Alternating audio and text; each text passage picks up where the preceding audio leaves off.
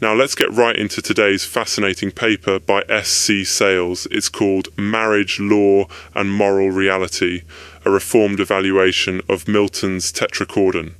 Phew, that's a big title, right? Let's unpack what's really going on here. So, have you ever wondered how old debates about marriage and law can still sort of echo into our world today? This paper starts with exactly that. It revisits John Milton's treatise Tetrachordon, which, at first glance, is often dismissed as just like a divorce rant from the 1640s. But hang on, that's actually selling it way short.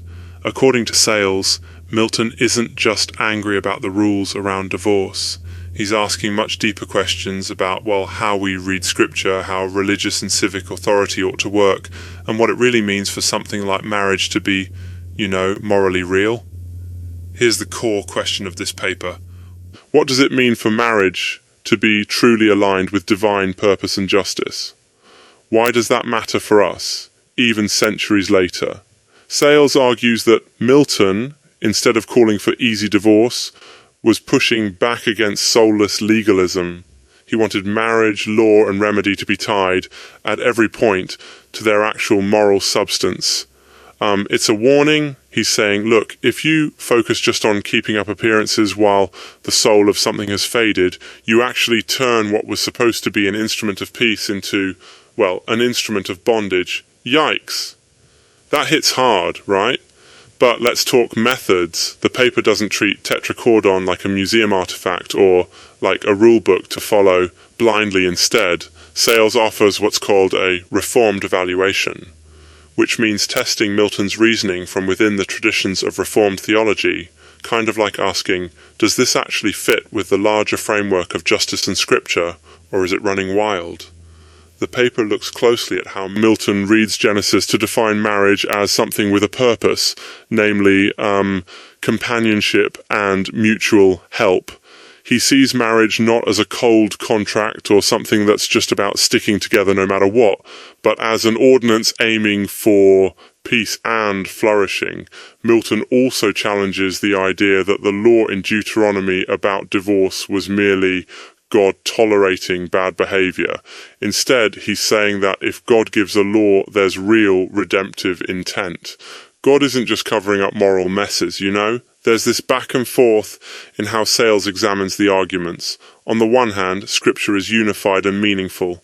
On the other hand, human authority has limits, and any remedy like divorce needs to be both available and carefully adjudicated, never just permitted on a whim.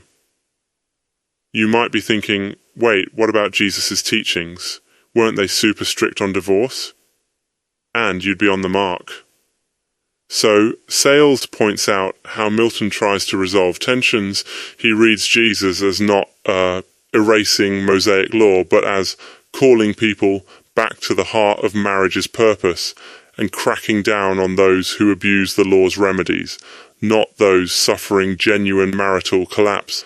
But it's a thoughtful way of trying to harmonize the Bible instead of dividing it. There's a tension here.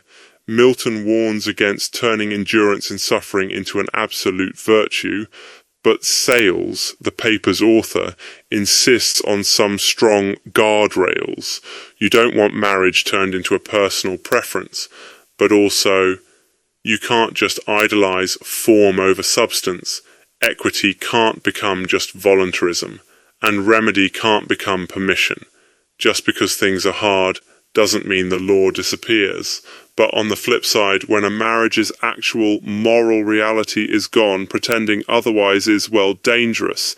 Here's something worth pausing on. This whole topic keeps swinging between extremes. On the one hand, rigid rules with no room for real suffering. On the other, endless exceptions until nothing is left. What does all of this mean for you, the listener? Whether you're married or single, religious or not, this is a call to think about why our institutions exist and what they're for. Not just to prop up appearances, not just to check boxes, but to honestly serve the good of people under, some higher moral vision. So, as we wrap up, wow, so many threads, remember that Sayles' evaluation of Milton is, at heart, about refusing to let law or marriage devolve into hollow rituals.